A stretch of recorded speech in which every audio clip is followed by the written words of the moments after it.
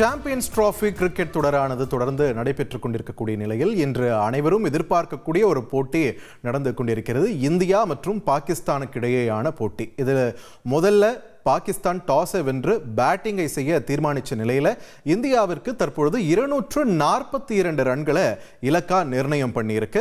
இது தொடர்பான முக்கிய செய்தியை பார்த்து கொண்டிருக்கிறோம். கூடுதல் விவரங்களை வழங்க இணைகிறார் எமது செய்தியாளர் பாலாஜி. பாலாஜி வணக்கம். இன்னைக்கு மேட்ச்ல இப்போ 242 ஒரு டார்கெட் ஃபிக்ஸ் பண்ணியிருக்காங்க. இதுவரைக்கும் நடந்த சுவாரஸ்யமான சம்பவங்கள் என்னென்ன, அடுத்தது இந்த சேஸ் பண்றதுக்கு இந்தியாவுடைய ஆர்டர் எந்த அளவுக்கு ஸ்ட்ராங்கா இருக்கு, விரிவான தகவல்கள். வணக்கம். ஐசிசி சாம்பியன்ஸ் டிராபி தொடரில் இந்தியாவும் பாகிஸ்தானும் துபாயில் உள்ள சர்வதேச மைதானத்தில் விளையாடி வருகின்றன. இந்த போட்டியில் முதலில் பேட்டிங் செய்த பாகிஸ்தான் அணி தற்போது 241 ரன்களுக்கு ஆல் அவுட் ஆகி இந்தியாவிற்கு 242 ரன்கள் என்ற இலக்கை நிர்ணயித்துள்ளது. இந்த போட்டியை பார்த்தோம் என்றால் மதியம் 2:30 மணி அளவில் தொடங்கியது. இதில் டாஸ் வென்றது பாகிஸ்தான் அணிதான். அந்த அணியின் கேப்டன் ரிஸ்வான் டாஸ் வென்று முதலில் பேட்டிங் செய்வதாக அறிவித்தால் தொடர்ந்து பாகிஸ்தான் அணி முதலில் பேட்டிங் செய்தது. குறிப்பாக பார்த்தோம் ஆரம்பத்தில் பாகிஸ்தான் வீரர்கள் ஒரு சிறப்பான ஒரு தொடக்கத்தை கொடுத்தனர். குறிப்பாக பாபர் அசாம் மற்றும் இமாம் உல்கக் இணை தொடக்க விக்கெட்டுக்கு 41 ரன்கள் சேர்த்தது. முதல் விக்கெட்டாக பாபர் அசாம் ஆட்டமிழந்தார். அதன் பிறகு பார்த்தோம் என்றால் அவர் ஆட்டமிழந்த அடுத்த சில ஓவர்களிலேயே இமாம் உல்கக்கும் ஆட்டமிழக்க பாகிஸ்தான் லேசான தடுமாற்றத்தை கண்டது.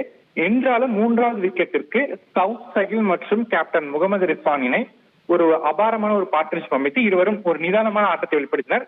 இந்த இணை மூன்றாவது விக்கெட்டுக்கு 100 ரன்களை கடந்து ஒரு பார்ட்னர்ஷிப்பை அமைத்து பாகிஸ்தானை சரிவில் இருந்து மீட்டது. என்றாலும் அடுத்தடுத்து ரிஸ்வானும் சவுத் சகிலும் ஆட்டம் இழக்க மீண்டும் பாகிஸ்தான் தடுமாற்றத்தை கண்டது. இறுதி கட்டத்தில் இந்திய பவுலர்கள் ஒரு மிகச்சிறப்பான பந்து வீச்சு வெளிப்படுத்த தற்சமய சூழலில் தற்போது 241 ரன்களுக்கு பாகிஸ்தான் ஆல் அவுட் ஆகியிருக்கிறது. 49.4 ஓவர்களில் அந்த அணியின் இன்னிங்ஸ் முடிந்திருக்கிறது. இந்திய பவுலர்களில் குல்தீப் யாதவ் ஒரு சிறப்பான ஸ்பெல்லை வீசி 9 ஓவர்களில் 40 ரன்கள் கொடுத்து 3 விக்கெட்டுகள் வீழ்த்தினார். இதே போல ஹர்திக் பாண்டே 2 விக்கெட்டுகள் வீழ்த்தினார். ஹர்ஷித் ராணா 1 விக்கெட் மற்றும் ரவீந்திர ஜடேஜா மற்றும் அக்சர் பட்டேலும் தலா 1 விக்கெட்டுகளை வீழ்த்தியிருக்கின்றனர்.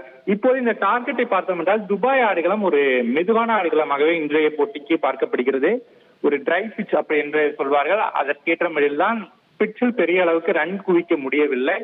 இந்த 242 ரன்கள் என்ற ஒரு இலக்கு ஒரு குறைவான இலக்காக காண தெரிந்தாலும் அதை சேர்த்தது சற்று ஒரு சவாலான இதாகவே பார்க்கப்படுகிறது. ஏனென்றால் பாகிஸ்தான் அணியில் தரமான பவுலர்கள் இருக்கின்றனர். ஷாகின் சாஃப்ரி, ஹாரிஸ் ராஃப் மற்றும் நசீம் ஷா ஆகியோ 3 பேரை சேர்ந்த வேக கூட்டணி இந்தியாவிற்கு அச்சுறுத்தலாக அமையலாம்.